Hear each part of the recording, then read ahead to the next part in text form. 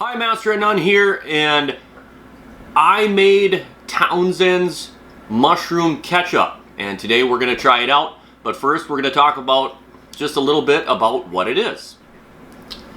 So, first off, what is it? It's a mixture of mushrooms and salt, and there's onion and spices in there.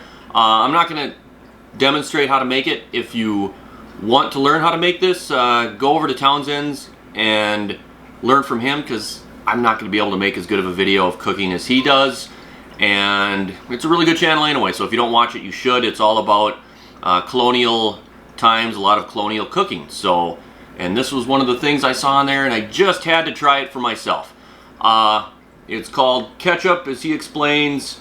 Back in the day, ketchup didn't mean tomato ketchup. That wasn't a thing until like the mid 1800s or something like that. And so this little sauce made with mushrooms that they'd call ketchup was just a general sauce that would add like umami to your foods, kind of like a Worcestershire sauce.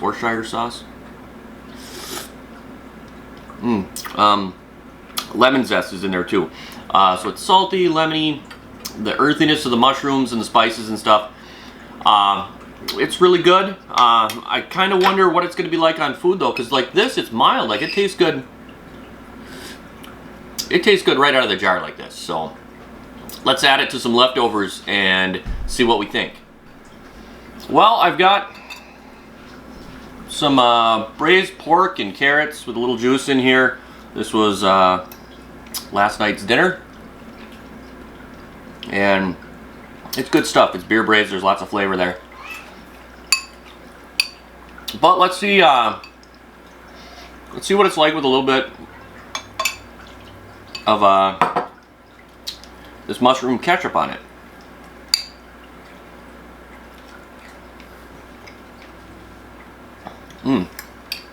Yeah, it definitely adds something. Kind of like a seasoning. It's got a lot of salt in it.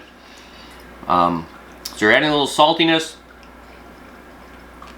and then you can definitely taste the lemon that's in there, and the allspice. I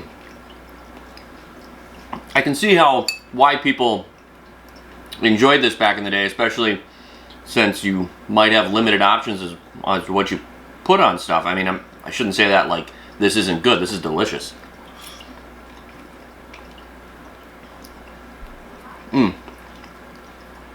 That is really good. Hard to, like anything that I feel like with umami type flavors like Worcestershire sauce and soy sauce, you know, it's hard to really put your finger on the flavor, that umami, but it sure adds something to a dish. And I could see myself, you know, putting this in a lot of soups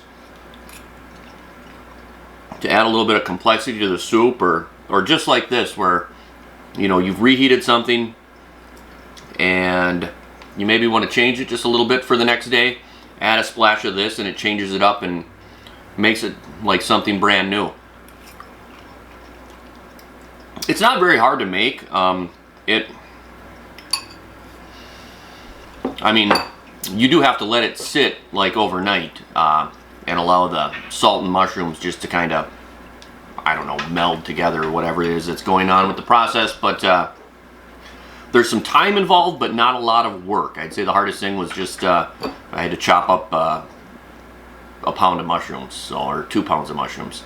Luckily I had Master's son helping me out with that though, so it wasn't as much work as it could have been, but a pretty easy sauce to make. Like I said, I'm not going to go into too much detail as into how to make it. I'll drop the link in the description to that video from Townsends, and you can go watch him make it. But it was a fun little thing to try one of these colonial recipes out for myself and get to taste it. And